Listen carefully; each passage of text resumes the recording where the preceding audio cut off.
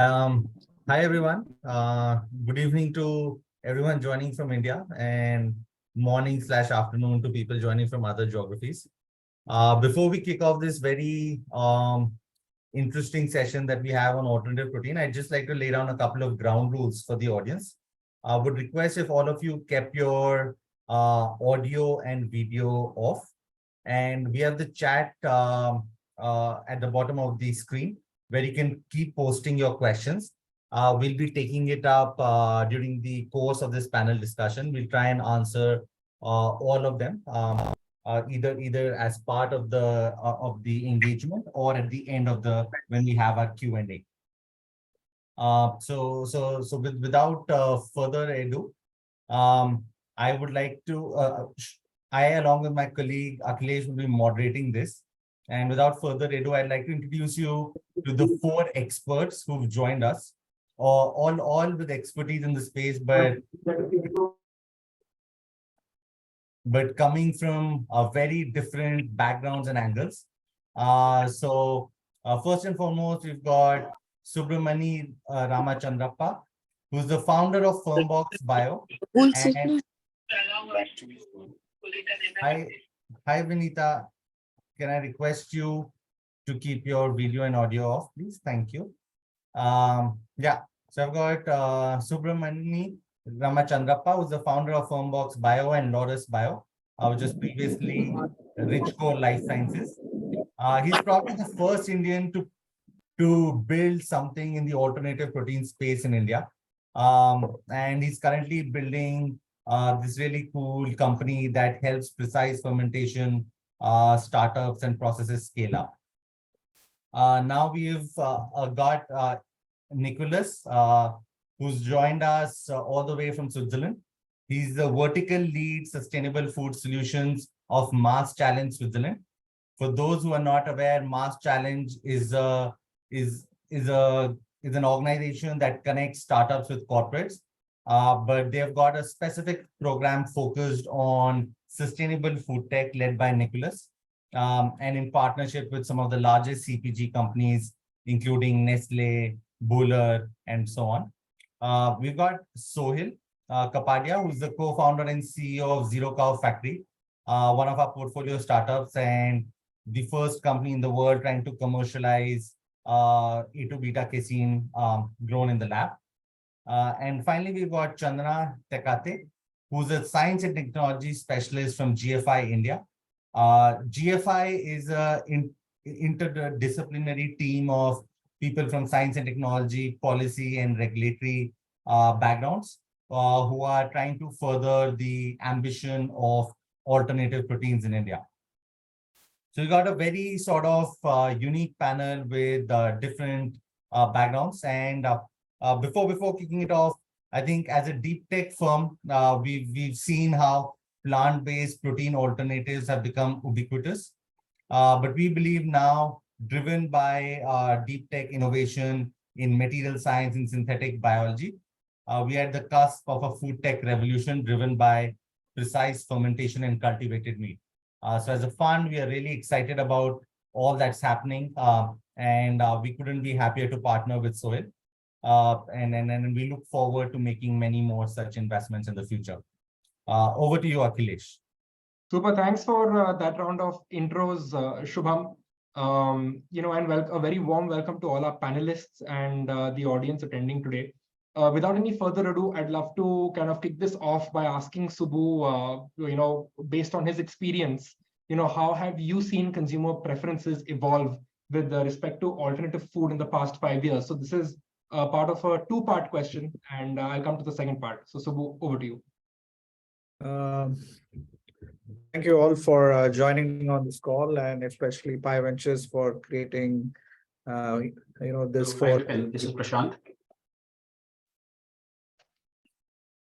Go ahead. Can you hear? Yeah, thank you so much for organizing this, and it's a great question, Akhilesh, because end of the day, no matter what tech we do, unless there's a consumer who's willing to use it, we are not really solving a problem. So I think it's more than 5 years. It's been like more like 10 to 12 years when the movement towards alternate sources of meat or alternate proteins or alternate materials for consumption as food started. We very early heard about cultivated meat, and then we heard about plant-based meats. Then we hear now about precision fermentation. I think first and foremost, it's following typically the innovation cycle where you have early adopters, then you have the next and the next and the laggards eventually.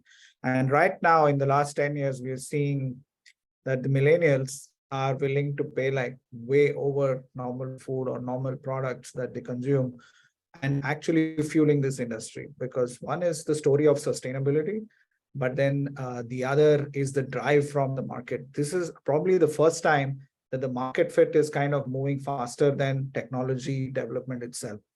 Usually we build a technology and then we wait for adoption, but this is the other way around, because historically we've always eaten food, and if you have cleaner, safer, environmentally better food options, I think the market fit is ahead of the technology itself. Lastly, I think my view is over time, the consumers see that it's not just cultivated meat or it's not just precision fermentation or plant-based. I think a combination of this is how I see is playing out. Like you see in traditional food, right? You make ice cream with something from the milk and flavors from the plants, and then you have an ice cream. So I think that's what's happening. And of course, the Western world has taken a lead on consumption, interests, and also the regulators, whereas certain countries are catching up to it. And I think overall it's a great time because the market fit is ahead of technology. Got it. Thanks for those insights, Subbu. And of course, it is a very rare situation where the market fit is already ahead of technology. So thank you for that insight. Coming to the second part of the question, and this is pointed to Shubham. And we have seen at Pi Ventures a fair share of companies in the space, right? And from his experience, wanted to know, Shubham, what countries, in your opinion, are most forward-looking, or where do you see the biggest change makers in the next 5 years, right? And where is capital flowing in the space? Thanks. Yeah, so it's a few pointers here, right? I think one of the interesting stats that we saw somewhere was actually in a BCG report was that 50% of the restaurants in the US have some alternative protein product in the menu, right? So it's no more a novelty. It has reached a stage where consumers are demanding it, businesses are happy to offer it, and probably at a higher price point. Now, coming to your question, we've seen that US has been the leader in the space for over a decade. Over the last few years, Singapore has sort of jaunted to the front of this queue of people following Singapore with having a very strong regulatory and policy environment. Israel, due to its deep tech nature, has built, even though the consumer market is small, they have a bunch of companies building in the space. And another country that goes under the radar is Japan. I think Japan has created an entire sort of committee within the government, which is focusing on advancing alternative meat, especially around the seafood. So I think there are now multiple geographies that are coming up. EU still remains a bit of a laggard because of their policy, just because of their policy paralysis. From a funding perspective, I think I'll give you some stats. I think over the last 5 years, we've seen plant-based funding to plant-based opportunities go down, and that's been taken up by companies working on precise fermentation and cultivated meat. So we've seen that where companies working in fermentation and cultivated meat have the funding going to them has more than 10x.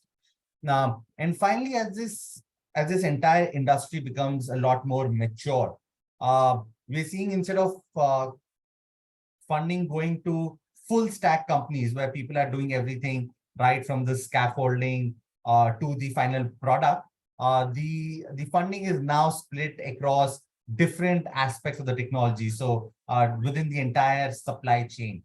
So we are seeing companies get funded who are working on the growth media, the scaffolding, bioreactors.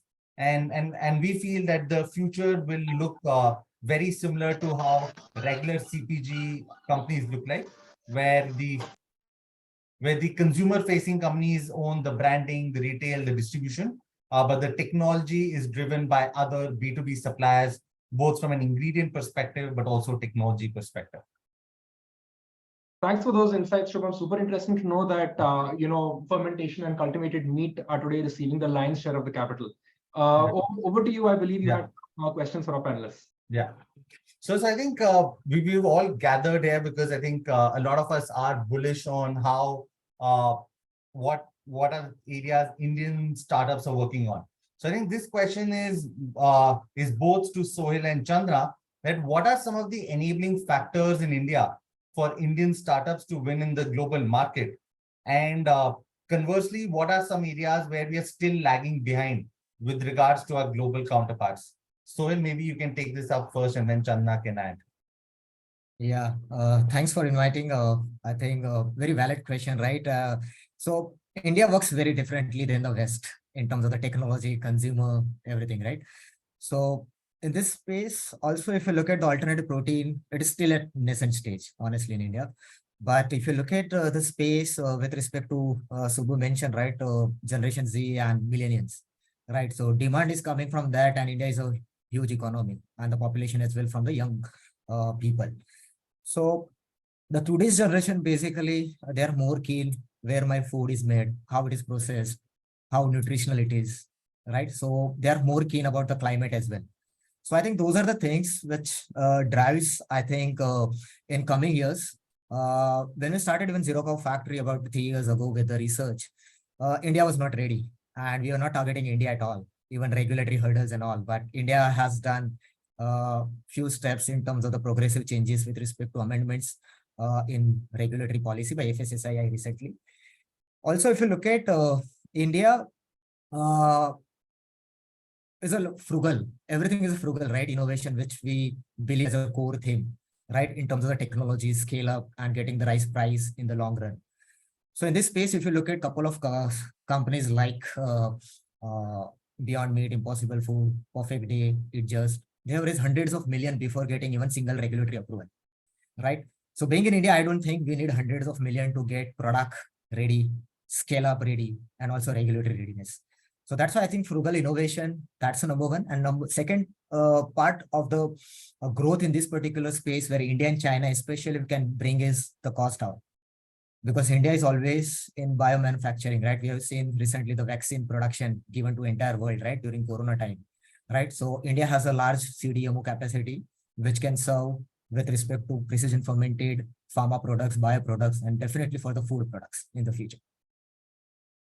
Thanks. So Chandra, maybe you can also, because at GFI, you see a global perspective as well. So where, in addition, where do you see India sort of also falling behind?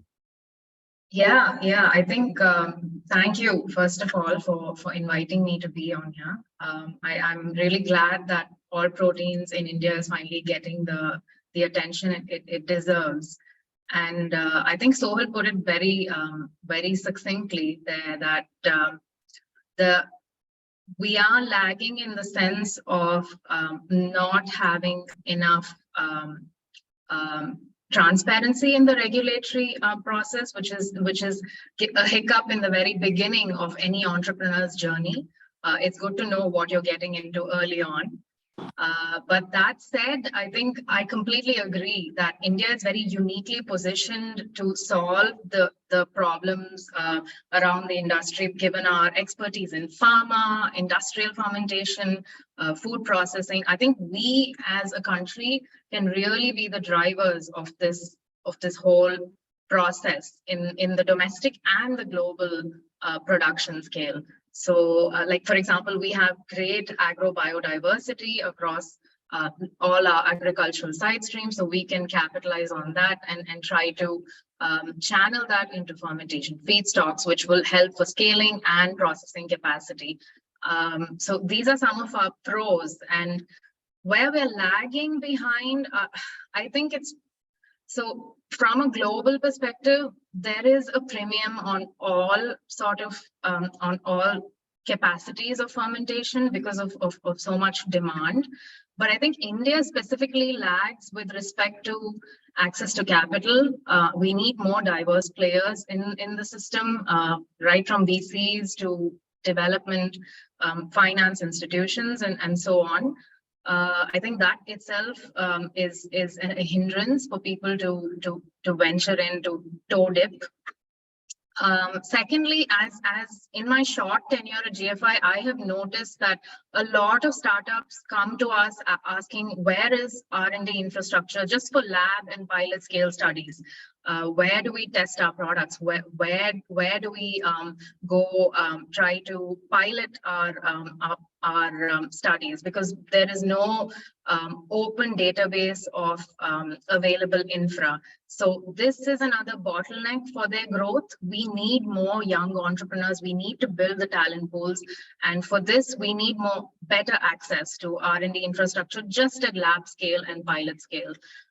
This is the way we can really build the path for a better entrepreneur ecosystem for smart proteins in India, I believe. Thanks, Chandna. Yeah, I think both of you have hit the nail on the head. I think we've seen traditionally in all deep tech, I think India has been a very recording in progress. Yeah, India has been a very capital efficient market, and I think coming from both of you that we will continue to see those economies of scale come in, makes it a very good space to build in. But I think we need more capital and regulatory sort of clarity before Indian founders get deep into it. I think I'll just jump onto the next question. I think we've noted the couple of questions on the chat. We will take it up in the next few minutes. So this is a technical question, and I think then we will get there's a follow-up question on precise fermentation. So Subbu, now that you've started a company that is helping other companies scale up their precision fermentation processes, what are some of the key challenges that you see in scaling up this process? And also then subsequently, what challenges do you see in achieving economies of scale? And if you can also just talk about what is the state-of-the-art innovation that you're seeing in this space globally. I had to switch off my video, but I hope you can hear me. Yeah, we can hear you. So actually, it's a very good question. And also, I want to add to what Sohail and Chandana said earlier. There are a couple of more add-ons which I want to mention here on an Indian perspective. Like we know this precision fermentation is going on for a really long time, right? At least last 10 years all over the world. I mean, as Sohail mentioned, there are companies who have raised $200, $300 million. Like we were on the starting line. India, for the first time in biotech, is on the starting line. We are not into generics. This is not a biosimilar where we caught up, but precision fermentation, industrial scale manufacturing, we could have been on the first step. Now, Pi Ventures has made your more or less first investment in this space. Can you count anybody else who's done that, right? So it's not just the entrepreneurs here, even the funding community is actually a little behind when it comes to adopting or moving into this space.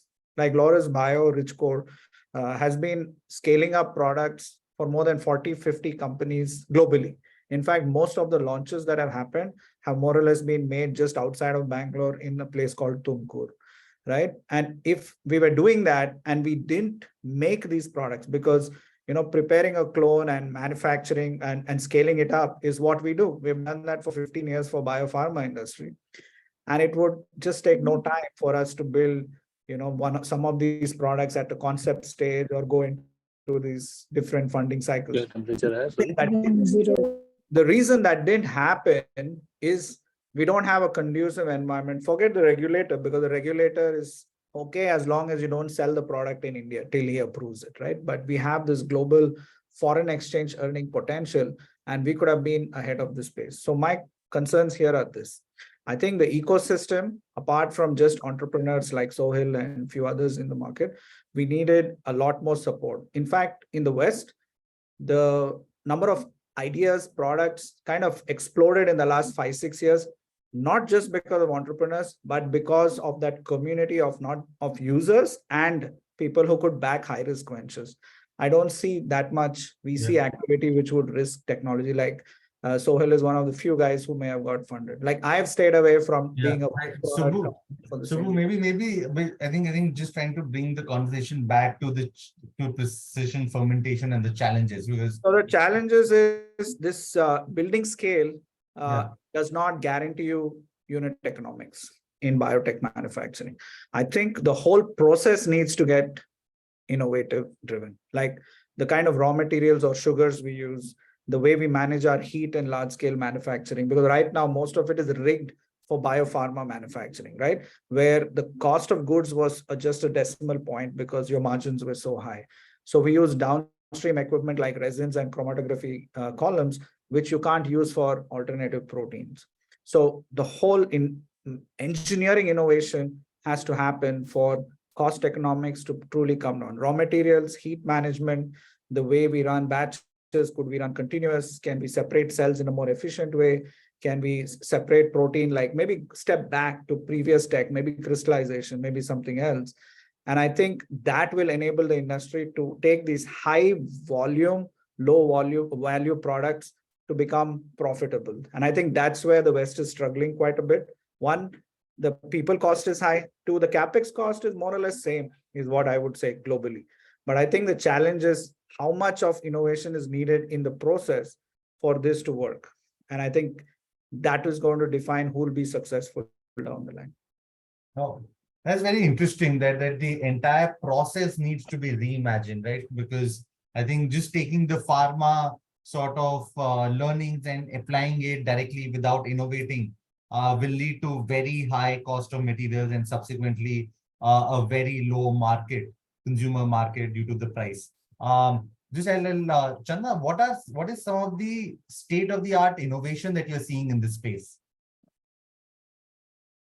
Yeah, I just like how Subbu just mentioned, if we are going to try and rehaul the entire pipeline of process development, then there's a common saying in the bioprocess development, it's always begin with the end in mind. So always start looking at what microbe you're going to pick based on whether you can meet scale at the end. What raw material do you need for your feedstock? Is that going to be available at scale, or will there be consistent supply for raw materials at scale? So these are the kinds of things they should start thinking about right at the beginning. And as for innovations that are happening, I guess one thing I can point to is along the discovery pipeline, major investments have been going into the automation of strain construction. Like we need advances in synthetic biology and metabolic engineering to optimize the process in a way that would allow scientists to rapidly increase the pace at which they find commercially relevant fermentation processes or find microbes which are available. Sorry, are you able to hear me? Yeah, you're audible. Yeah. So we need more investments in such processes, which will allow scientists to increase the pace at which they are optimizing fermentation performance. And one more for food application, like Subbu said, since we are always looking at multiple hundred thousands of liters of scale, we need to think of innovative ways in which we can increase the efficiency of downstream processing, like it's product separation, protein recovery from your feedstock, from your spent media, and what are the various technologies which can be coupled to increase the efficiency of the fermentation process, increase the speed of the entire process. So these are some of the key areas where a lot of thinking is happening. But honestly, I think there is still a lot of room for innovations in the whole design, which is specifically designed to meet the needs of the food industry, the alternative protein food industry, and not just fermentation tech. Because when we think of fermentation tech, it's already, like he said, like Subbu said, in the biotech field, it's already out there in a rapid R&D and scale has been proved, but those are for high cost, low volume goods. But when it comes to food, it has to be the other way around. So yeah, there is that we need more people. We need If more I- investment in the space. We need more entrepreneurship and innovation. If I can add Yeah. add to that, because seeing from Mass Challenge more than 1,500 startups every year, I can say the latest innovations are actually sitting right here in the panel. When we have zero cow factory example, creating that is very specific casting with the A2 fraction that allows that part going to infant formula, for instance. Those are the latest innovations. I mean, what is happening right now with precision fermentation is there are not many very good examples out there. And the number of approvals that have happened recently are also little. So I would say cutting edge innovation is here on the table, but also I have seen other examples like creating very specific ingredients, proteins that are very sweet, like 2,000 times more than sucrose. Another example that was from Natura Nova, but also I have seen examples recreating as well the hemoglobin with the company, I mean, doing myoglobin from Modify and stuff like that. But differentiating in what particle can be done, that is one of the latest advances I have seen. But the other part in where I have seen advances is in the yield that you can achieve by producing specific ingredients with precision fermentation. Most of the companies get stuck at 1 or 2 grams per liter of a very specific proteins, but where if you can go to even to 10 grams per liter, that is already an innovation. And those very specific, really detailed pain points are hard to see in a macro level. And if somebody like Sohail here can tackle that and is going in that direction, that is the cutting edge innovation that we really need in the industry to make it scalable. Yeah. Thanks, Nicholas. Thanks for bringing in that viewpoint. I think one of the things that Chandna you pointed out is I think some interdisciplinary sort of research will speed up this entire sort of industry, right? I could think of that how you could leverage AI to actually automate the process of discovering new strains and running experiments to sort of improve the yield, right? So everything doesn't have to be done in a lab. You could use AI to sort of speed up the process, and that sort of speeds up the entire development life cycle and also brings down the cost, hopefully. I think over to you, Akhilesh. I know you have a couple of interesting questions coming up. Super, thanks for sharing those insights earlier on, Subbu, Chandana, and Nicholas. So more of a question pointed to Nicholas first, right? So of course, a lot of stakeholders play a role in the entire alternate protein ecosystem, providers of capital, enterprises, startups, and also regulators. So just touching upon the regulatory side of things at the moment, and I know we have a couple of questions in chat, and hopefully it addresses their question as well.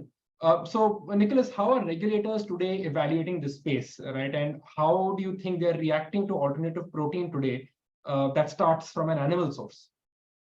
Well, first of all, thank you so much here, Akhilesh and Shubham, for this invitation. It's really a pleasure to share my experience on this field with everybody here.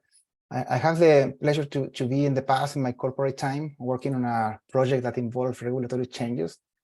And I have seen firsthand how it moved, going to the European Commission, for instance, and how it was to the Parliament. And one thing I learned there is that we cannot assume that everybody will have the same opinion.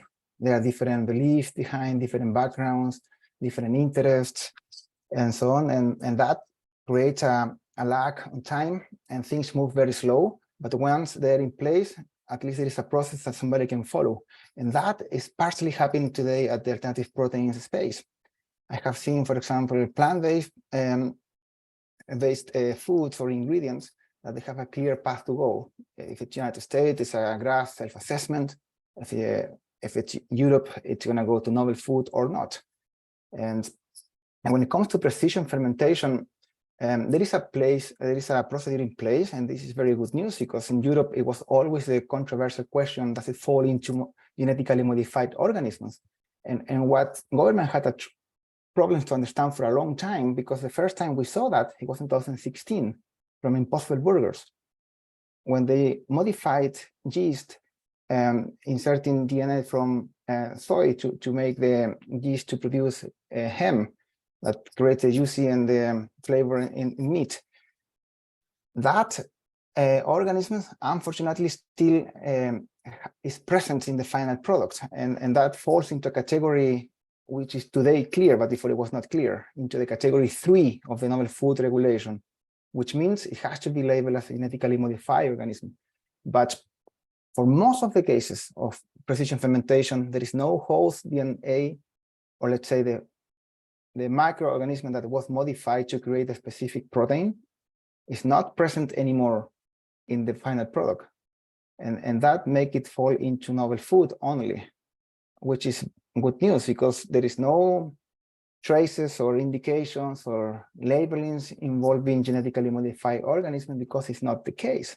And that I'm really happy that it's really clarified today. There is class 1 and class 2 of novel food that will allow you to go through the traditional process.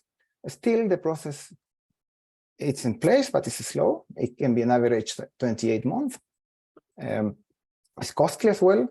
And the best here, I really strongly advise to get an advisory consultant on board early enough, because every study that you're making today to prove that the food is safe, ideally will match with the regulations in the United States as well. So you have one study to tackle 2 regulations. At the end of the day, putting the dossiers together is a job for regulators or consultants that know how to speak regulators' language. It's not anymore purely about how to do the science, but also how to communicate it. That's why I strongly advise to have a regulator consultant on board. Now, when it comes to cell culture, things are more unclear. Hopefully, I mean, Europe probably is going to follow the Singapore example because there is a procedure there, a guide on how to place foods that are made of cell culture methods. And the United States is also going in good direction there, already having 2 no questions letter from FDA. So things are moving really, really favorable in that sense. Of course, there is still the labeling factor here, and here we have seen countries trying to ban that, to mention that it's origin of meat. But like I said at the very beginning, we cannot expect or assume that everybody will think the same. We will have this controversy all the time. But regulators are moving there, and it's at least for precision fermentation, half the battle is already won. You can go to market if you file a petition, and the process is in place. So it looks favorable. Thanks for drawing on your experience, Nicholas, and sharing with us, your insights. I think one of the biggest takeaways here, I feel for founders would be, what you mentioned about good to have a regulatory consultant on board. So just want to quickly also flip this question to Sohail and understand his viewpoint from an India regulatory perspective, and what can regulators possibly do to further boost this industry. Thanks, Akhilesh. I think, Nicholas, you mentioned, I think, all the pointers, right, which is important, right, in terms of the regulatory and labeling across different countries. So when we started, I can tell you my personal experience about more than 3.5 years ago. Only US was the only country where we could sell our product in case we succeed. But today, if we go back, I can say today Israel is the 5th country, right, who have accepted precision fermentation-led products to market. And I'm sure that this is like a progressive steps, right? Few countries are very agile to get those changes. Few countries are, I think, in the process to change, like China is coming in a big way, right? And India, last year, we have seen some progressive steps with respect to FSSAI. So next 5-10 years, I could see, I mean, maybe 15-20 countries could accept such products, right? And other way, if you look at some of the countries like Australia, Shubham mentioned Japan, right? Japan is about food innovation, but there is no single application has been filed in last couple of years for cell-based any food innovation or ingredient or any product. So these countries are still waiting for more companies or startups to apply and then to react. And that is what even Nicholas has mentioned, that in 2016-17, when Impossible Food, then Perfect Day, right? When they applied to the government, they are responsible for approving or rejecting, right? And then they think to change certain policies, right? And that is same thing happened with Perfect Day in India, and they got the approval. So I can say definitely few countries are very advanced.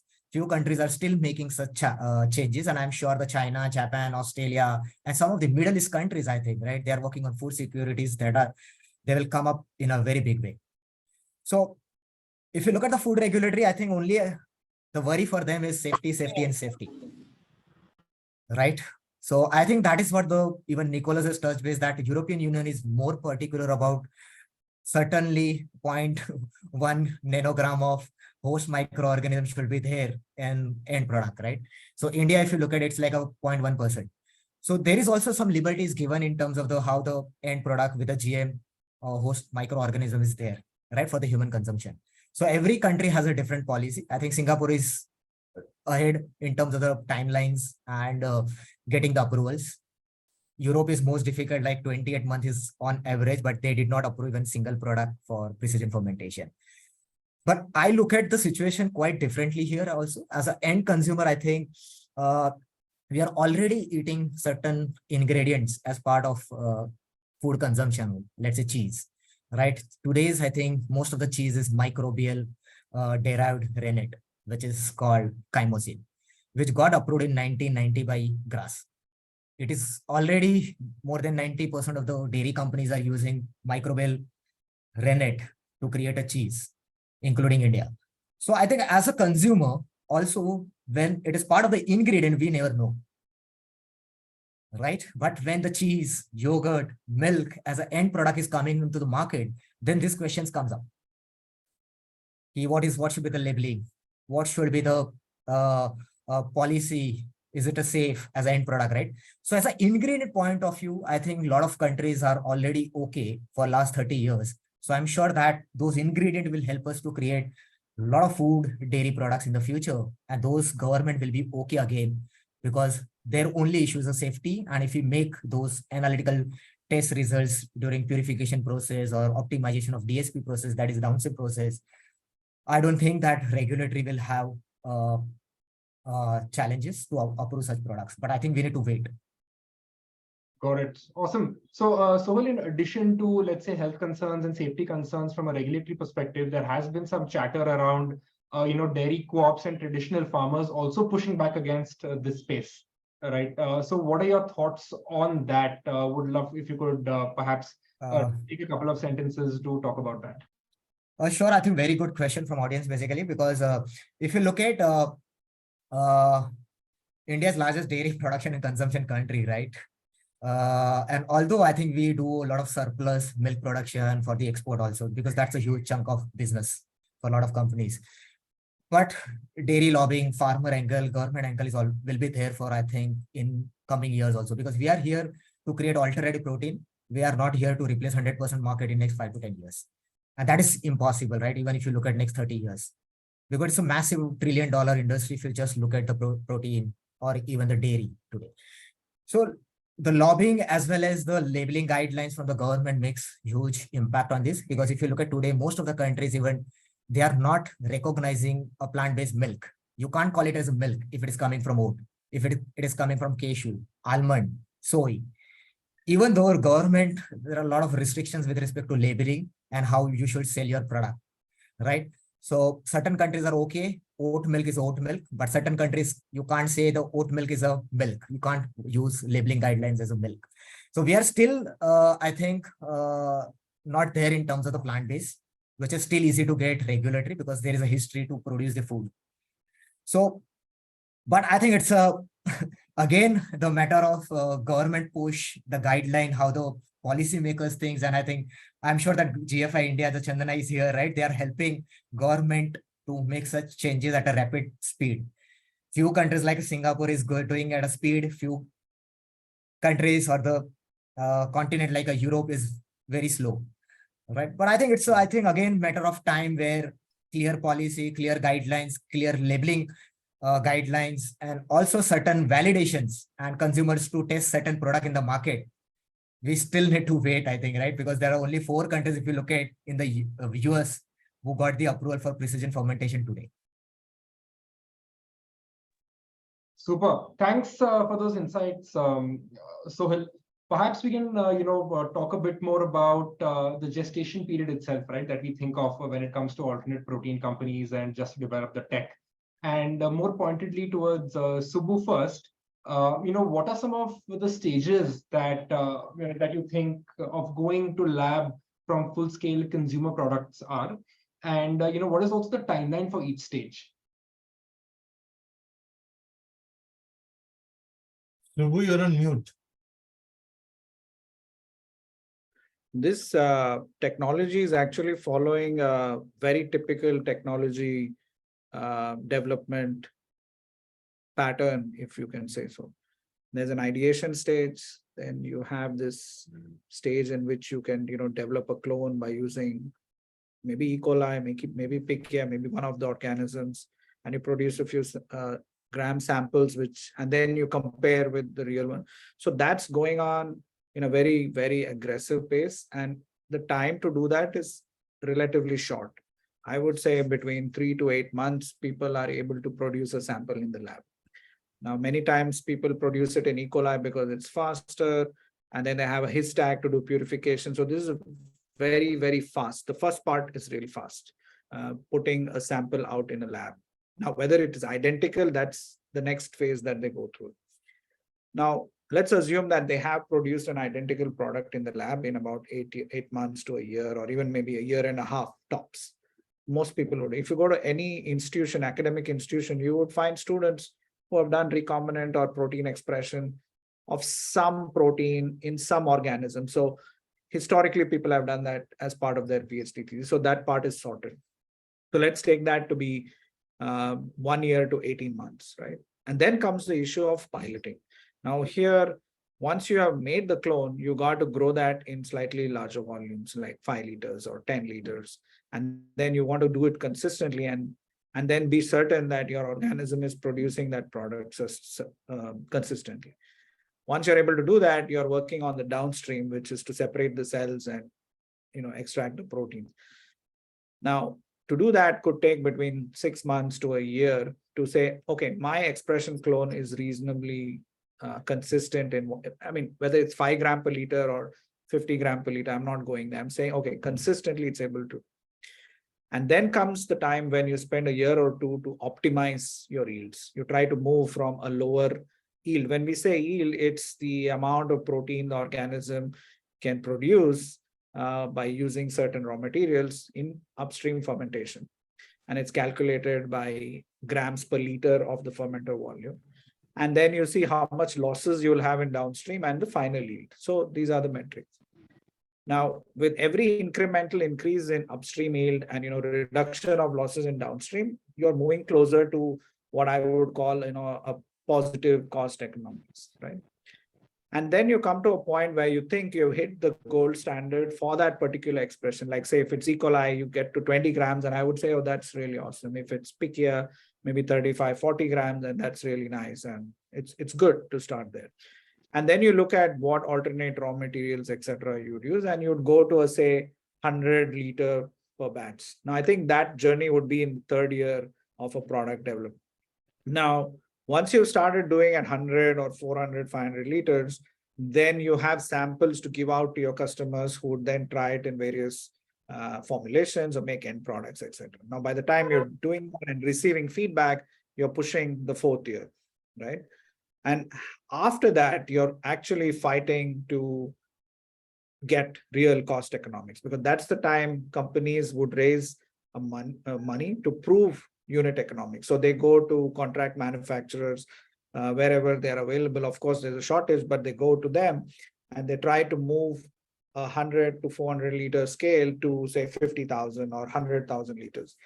And I think that's where the real value of death is, right? Because when you go to that scale, you realize how different the whole process is. To be very frank, in biotech, from shake flask to a liter scale to 50 liter scale, it's a different world altogether, right? Like in a lab, you would use a static centrifuge and you'd separate the cells, but in a slightly bigger scale, you have centrifuge which have nozzles or a distack kind of centrifuge, which works if you have a protein like egg, it's going to start forming in one of these larger centrifuges versus it doesn't do that in the lab.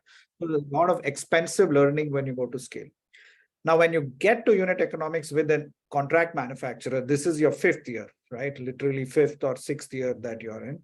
And then you make a projection that, okay, if I continue in this trend, I should be able to have a positive unit economics. Now, that's the time you think of making a manufacturing investment decision, right? That's the phase where Perfect Day or Remilk were, like about a year and a half back, when they raised the $200 million or $300 million, and they're thinking to build a plant. But I think, in my experience, that's the second valley of death, because to do something in the lab, to work with a contract manufacturer is something else. But to put steel on the ground and to get the approvals to manufacture a biotech product, and then to deal with the environment regulations involved with the water you produced or the solid mass you produce, that's a very different ballgame.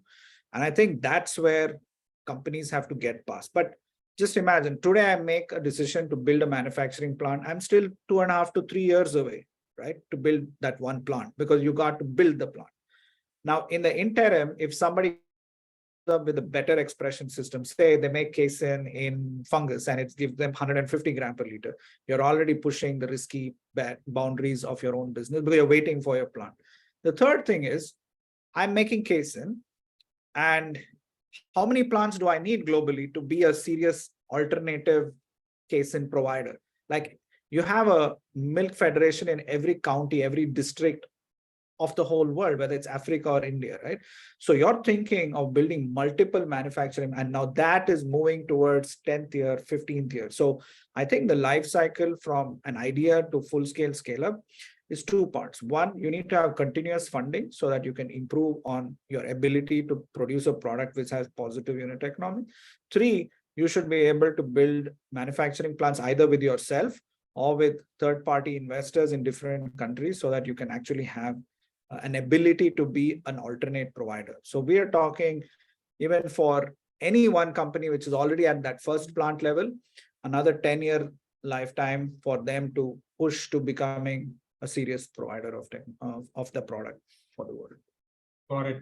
And Sohil, to add to the golden nuggets that Subbu just dropped, would love to learn from your startup experience as well, right? How you have seen this develop. And perhaps it'd be great if you could spend maybe a minute or so to also touch upon a question that is asked in chat regarding, how do you see collaborations with bigger companies going?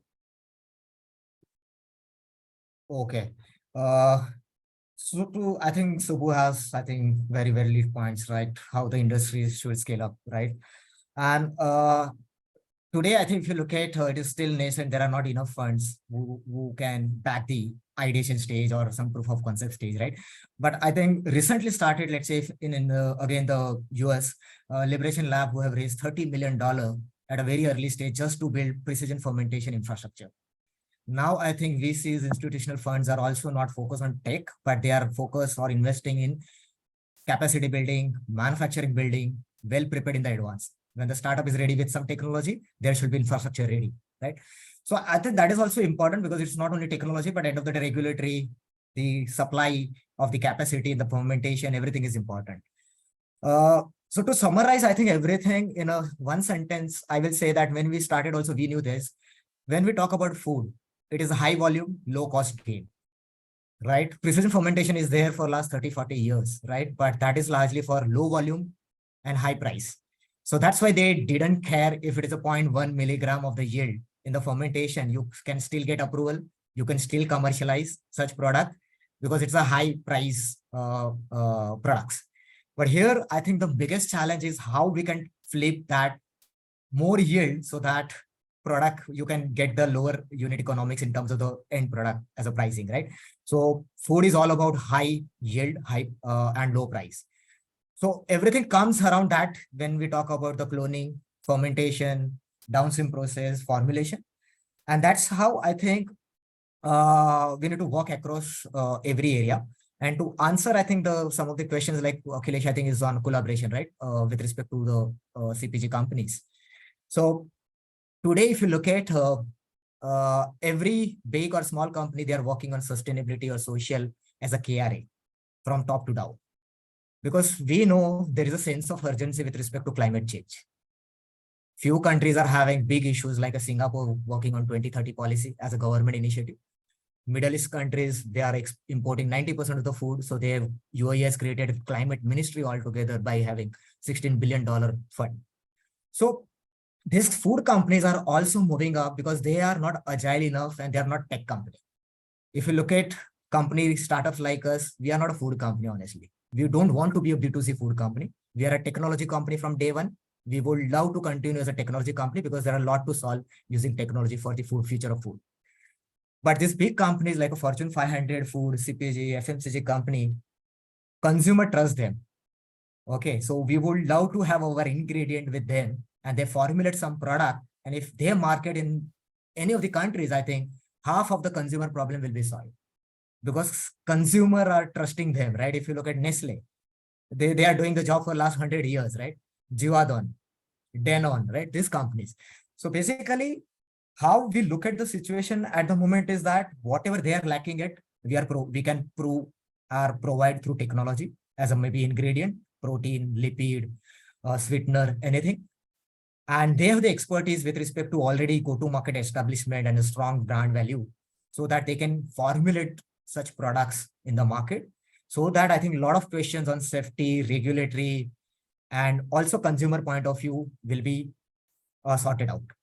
Yeah. So that's how we look at a situation where our competency is always technology and their competency is always, let's say, as a end product selling company. So if you can partner, I think we will grow faster. Economy will grow faster. I think consumer will get the product on shelf faster. And that's how I think alternative protein industry will grow. Yeah. And Nicholas, thanks for that, Sohail. Nicholas, because you sit at this cusp and you work a lot with corporates and you see 1,500 startups, how do you see the large corporates working with startups in the space? And are they competing? Are they partnering? And how do you see this future panning out? That's a very good question, actually, and I'm glad you asked. I work at Challenge with corporates and startups right in the middle, and I can say that cooperation is happening at a really high rate, actually. For instance, this year we just closed a matchmaking contest where 516 startups applied and 6 corporates got to choose with whom they want to make any next steps. In average, each of the 6 corporates is having a sort of discussion with 78, I mean, in total 78 startups, but each corporate is going to do something with 3 to 6 startups. And this is amazing because when there is a sweet spot for collaboration, corporates, they know exactly what the problem is. They know how to get information, how to get to understand consumers quickly, whereas a startup can bring a technology that it's going to take years for a corporate to develop if they want to have the expertise in-house. So it's a shortcut for success if a startup with a cutting-edge technology comes into the table in a discussion with a corporate, and the corporate has actually the capabilities to execute it. Those combinations are the best. And always what I see here, the biggest priority of all is to make something that consumers will like. The taste has to be there. And if that is not there, it's going to be very difficult to make a collaboration or to bring something to market. And if that is there, then it's a series of other filters that's going to kick in. Sustainability factors, price, very important. When any of those is missing, it's just not going to happen. But even if that is there has to be a differentiation. And if a startup has a differentiation element, let's say a casein with a fraction of A2 or a protein that is blue or a very sweet, for example, something that's very hard to do, or maybe not just on the technical angle, but you have a consumer understanding a very local niche product that's going to serve a certain population, that is also a shortcut for success for a corporate. There is where the collaborations start to take place. Ideally, now the startup would have already an IP strategy, because when the corporate is investing in the startup, obviously they want to make sure the competitors are not going to copy that.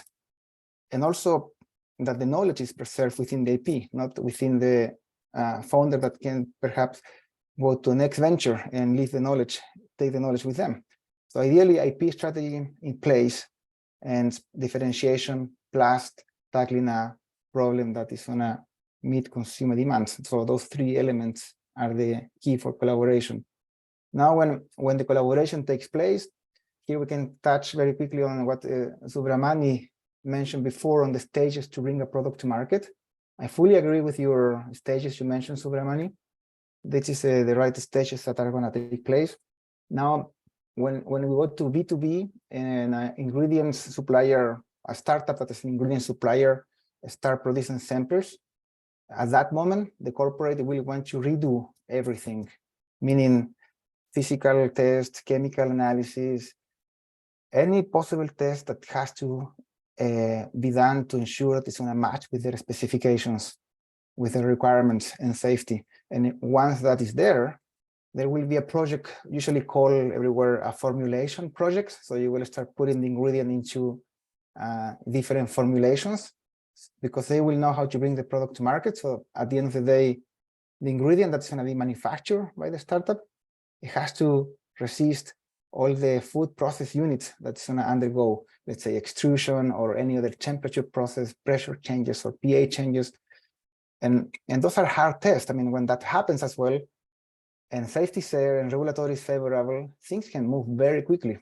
We always say corporates move slow, and that is true at the beginning when there is a lot of trial and error, where a startup is really agile and can move really, really fast. But when the piloting starts and making production for consumers, here is where corporates can move very quickly, and they are not as slow as people think anymore there. So that those stages and those factors are very important for collaboration. Today, in summary, I would say collaboration is happening more than ever. I mean, we have very good examples here, Nestlé cooperating with Perfect Day, LDC investing in Motif, for example, or Givaudan cooperated with Winco, and Winco at the same time cooperating with Biovec, for example, and it's many cooperations happening at the same time. And some of them are just not possible to mention it today. I mean, I have seen so many corporations I would like to talk to, but it's just not possible now because there is a competitive advantage that has to be preserved in there. Yeah. I hope that's. Thanks for that, Nicholas. Yeah, no, I think, and that's what I think our thesis also is that I think globally, I think corporates will wake up to this changing consumer preferences and continue to partner with startups. I think, yeah, Subbu, I think I'll just get to you. I think I think there was a very good question about where the precise fermentation landscape is headed. And I think, Subbu, you've answered it very well. I'd just like to sort of pose the same question to Chandana. Like, how do you see the precise fermentation landscape also panning out? Yeah, so I think at various points during this discussion, we touched upon how Nicholas mentioned how, certain PF ingredients have already received approval, like the leg hemoglobin by Impossible Foods, every egg white protein, Perfect Days dairy protein. Yeah, like Sohail had mentioned, Perfect Days dairy proteins actually also got FSSAI's approval last year. So, and it's expanding production in India. So these are all phenomenal developments that are happening in this space. On this, do you think that there'll be strain experts and then everyone will build upon the same sort of strains? Or do you think it will be more of a platform play where startups or companies will bring everything together? Like, how do you see from a startup perspective, where do you see the maximum value add? Yeah, so I think that's the interesting part, right? So like Nicholas was just mentioning, the early innovations are happening with deep tech startups. And I think when it comes to translational scale up, they tend to partner with the corporate giants who already have the ability, the capital and the establishments to help them with the scale up. They have the expertise. And I think that's so most of the innovations would still probably happen in the entrepreneurial environment. And the scale up, when it's scale up ready, when it's TRL ready, it'll probably go in with a larger partnership, a corporate partnership. So because like how Nicholas mentioned, the corporates have a better understanding of the regulatory frameworks and how to put them through the right kind of testing mechanisms to ensure they hit the consumer preferences and the regulatory needs. So I think that is where it's headed. And they say that many predictions say that PF tech has the potential to disrupt the traditional meat and dairy industries because though there are a lot of technical challenges, as we discussed earlier, there is significant movement being done, especially given the pressure the climate challenges and the need for food security in our futures, I believe there is a lot of hope for PF Tech in the future.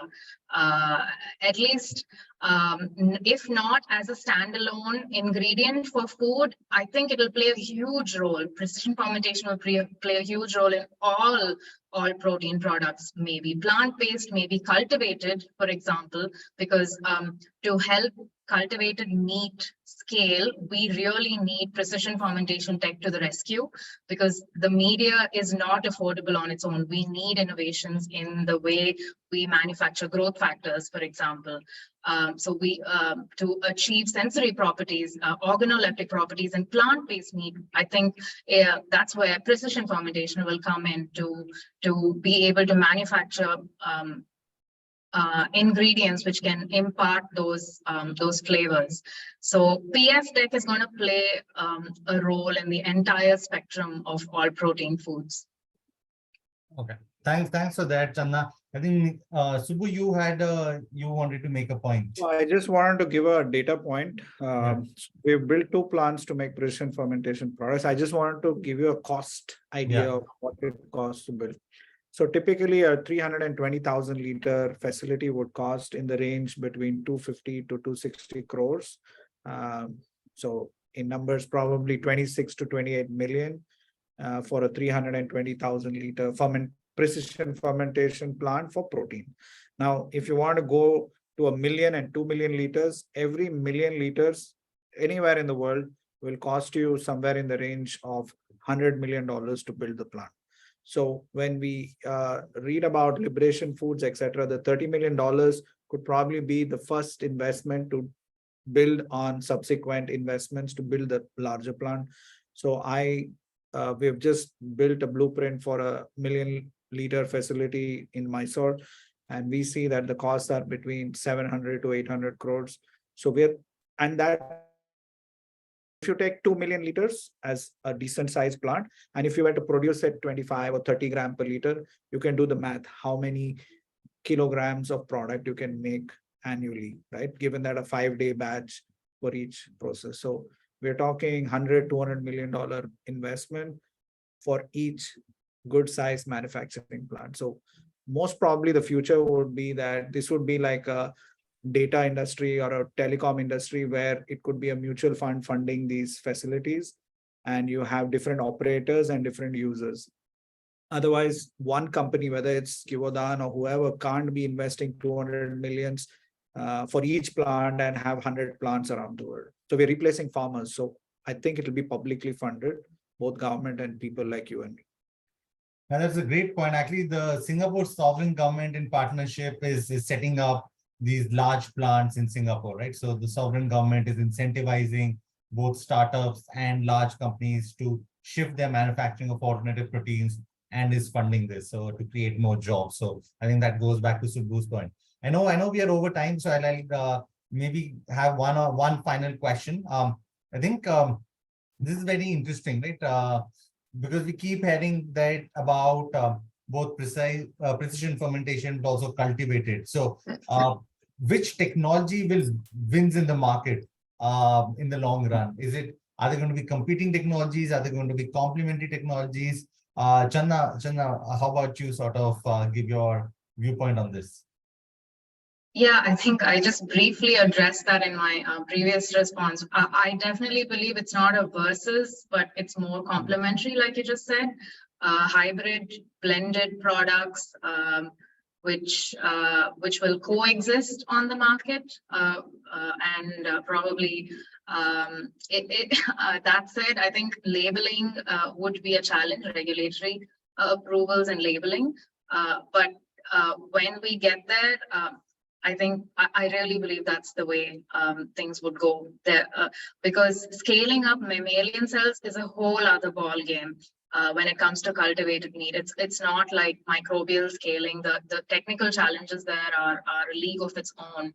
So while we are trying to solve those challenges and the regulatory hurdles of cultivated meat, we believe precision fermentation would help with achieving the cost of goods sold for cultivated meat as well. And in the end, maybe cultivated meat cells wouldn't just be a product of its own. Maybe it'll be added into plant-based to give the flavor and texture and the red, the color. So it's all going to coexist. We're pretty. That's how we envision it, at least. Nicholas, how about you? What do you Actually, I also agree with the Chandana saying, but also the fact that cell culture and precision fermentation may be also addressing two different industries and even two different consumer targets.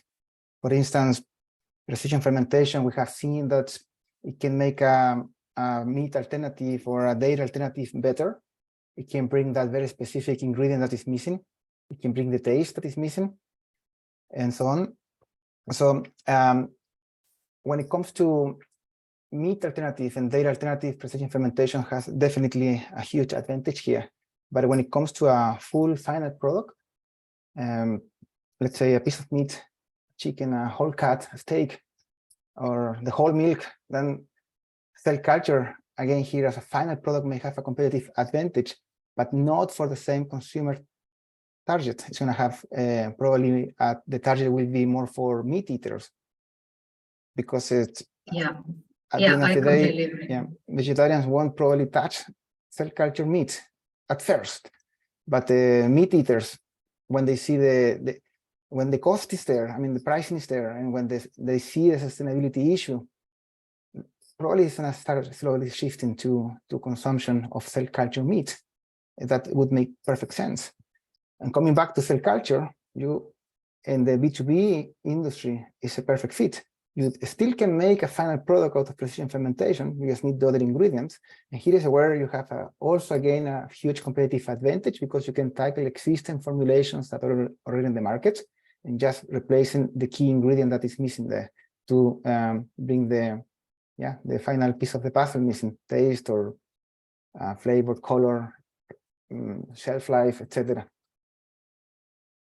Yeah, I agree there, Nicholas. I believe cultivated meat has a lot to benefit from the precision fermentation industry, because right now the prices are so high for the manufacture of the cell culture media for cultivated meat. So we're hoping that as the PF tech price goes down, and as we figure out how to produce at cost and at scale, that would really feed into the cultivated meat market and help bring price down there as well.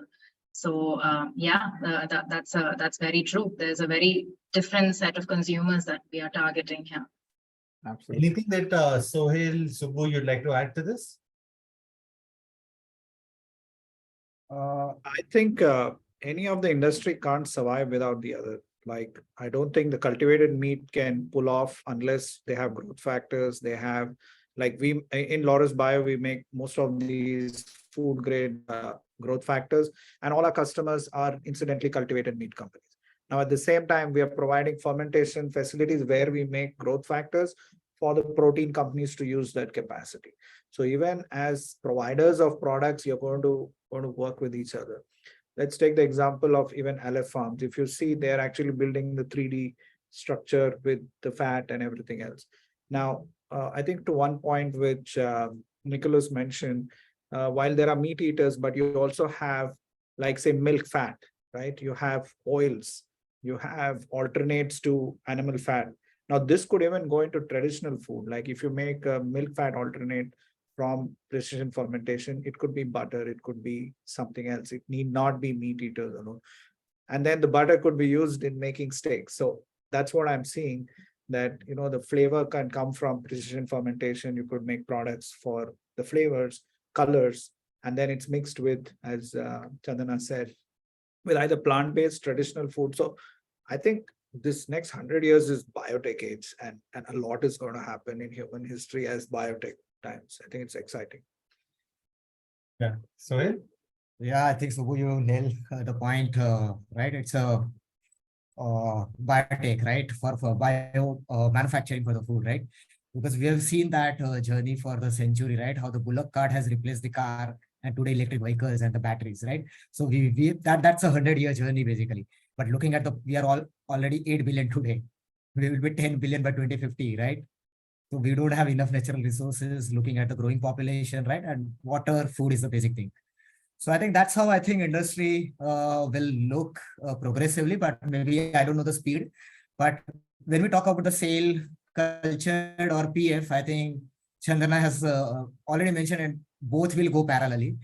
But here the gestation period is more important, which is more for the sale base. Regulatory hurdles are more for sale base. Production capacity and the cost for the sale base is, I think, 4 times in the PF today. So sale base is, I think, even just started, I would say, and way to go. But I think precision fermentation will quickly take those challenges with respect to regulatory, lowest cost in terms of production cost, maybe in the near future compared to the sale based. And also regulatory, there are already 5-6 examples you can see globally with respect to PF, but sale based, I think only Singapore and US has approved only one company, and the second recently it just, right? So precision fermentation derived product, I can see in near futures will be available in most of the countries, and sale based, I think we need to still wait maybe 8 to 10 years at least. Thanks. I know, I think we've run out of questions, but I think we have a couple of interesting questions on the chat from the audience. Please keep your questions coming. We will sort of, I know we've gone overboard. We'll just take a couple of final questions. So I think we'll pose this question to Subbu or Channa, either one of you. When thinking about the precision fermentation process, what hurdles does one face when developing these strains? And do you think about, does one need to also think about the regulatory approvals for that particular strain when taking that into account? Chandana, you can. Sorry, go ahead, Subbu. You're a better player. So let's look at what are people using as expression systems, right? Typically, they're using E. coli because it's much faster, quicker. It's been used for biotech, approved as a GRAS, generally regarded as safe organism. And it has a very short doubling time, so people use E. coli. And then they certify that process as GRAS, and then they hit a certain upper limit in yields. Then they move to, say, an yeast-based, like Cerevisiae, or it could be a Pichia-based. And then they go for approvals for the same regulatory approvals for the organism to be used for experiment. Again, it's approved because it's always been used for the biopharma. Yeast and E. coli based is mostly there. Many other bacteria have also been approved. Then they move closer to microalgae, or they move towards the fungal strain. So some companies go directly to that, or some goes, in stages. But to be very frank, each expression system is very unique and may suit a certain product type and not suit another type. Right? And lastly, they're trying to see which is the most suitable in terms of batch days versus yields, and then the costs involved in producing a sterile process. So in my opinion, the evolution of technology and its expression will be very product specific. Like maybe the clone which Sohail uses is best for his product, or maybe he'll discover another absolutely new platform on which he could make it. So I think that's how the industry is expected to develop.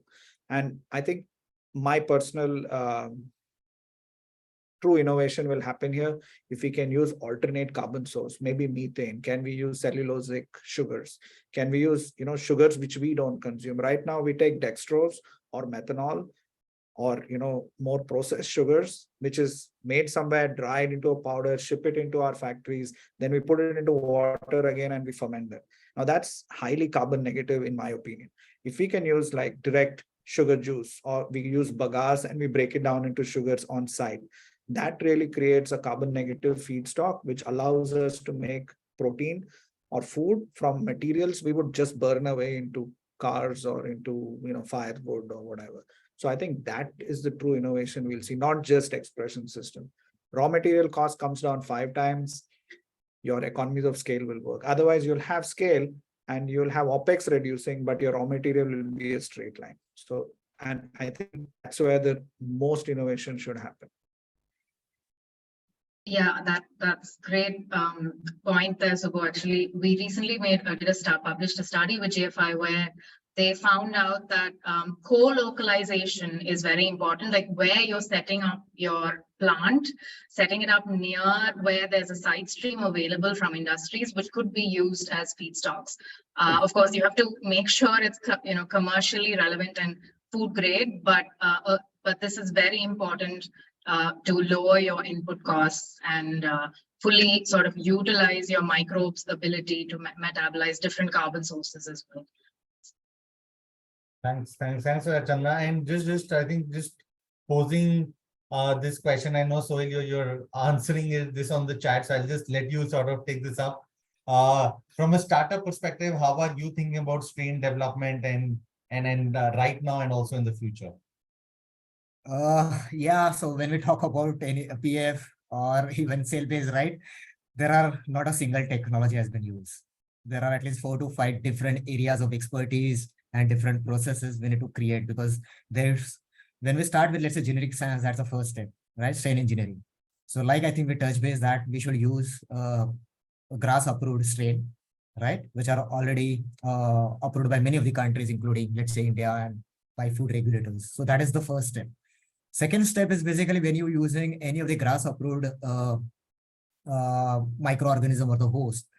Largely E. coli and all are widely used for many years, but for the pharma products, right? Or biotech related products, not for food, because you will not get higher yield using E. coli, right? So it might be approved by GRAS, but might not be good option for the food because here it's a high volume and low price game, correct? So you need to explore different yeast system. You need to maybe explore some of the filamentous fungus that is known to be a future generation kind of a microorganism, which can definitely give maybe 20 to 30 times better outcome. And that is a phase where you can get better price parity. So, and certainly even future generations, some of these strains are already approved by GRAS, right? But there is not much literature is available. Not much data is available. Not much protocols are available. So everything you carry as a risk at every stage to develop protocol, you validate, you reiterate, and that's a fun actually. So you don't have choice, because if you wanted to get something to be built, really innovation as a first mover, you need to try with everything, right? And then you will get to know comparable data. So while the strain engineering, it is still figuring out a lot of strains, because we haven't done as a biotech industry much. It's just E. coli, Pichia pastoris, or some of the bacteria. But if you look at fungal system and all are still not explored, right? At a stage where I think the product should be in the market. So way to go, but I think I'm really bullish. Next 5 years, I think you will see not E. coli is leading the space, but a lot of new generation microorganism will come out and will have better price and better products using new strains. If I can add quickly to that, because I am not an expert on the strains, and it's not my background, but I see a lot of demands and requirements when it comes to that. And if somebody here in the webinar can actually come up with a solution, like Sohail is preparing as well, anything that can produce a target molecule that's going to allow the right yield without creating agglomeration and killing the cells, and at the same time, meeting the requirement, the legal and pricing requirements. The next thing will have to be that the molecule that is produced is stable over time. That's not going to degrade after a couple of months, especially if it's going to finish up in the right foods, which shelf life can be up to a year or 2 years. That's very important and challenging considerations that I see from a macro level only. And also the one Chandana was mentioning, the feedstock before. Ideally, the target molecule that is going to be produced in a certain degree is independent of the feedstock that's going to be used, because ideally you are using side streams, and those are highly heterogeneous feedstocks, high heterogeneous supplies. So if the target molecule can be independent of that, and you master the process in such a way that the outcome is always stable, that has very high chances to be adopted by the industry. Thanks for that, Nicholas. And with that, I think we will call it a wrap. I know we've gone way overboard. This has been such a fabulous, captivating discussion. I think I have learned so much by hearing all of you. And thank you all the panelists for answering the questions, and also for not just verbally, but also taking care of the questions in the chat. Really appreciate it.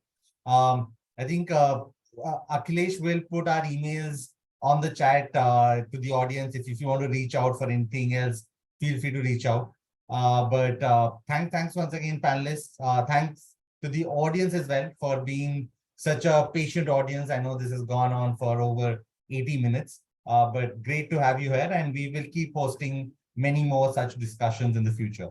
Thank you, everyone. Thanks, Sohail, Channa, Subbu, Nicholas, for your time and for your insights as well. Really appreciate it. Thanks Thank you. for attending.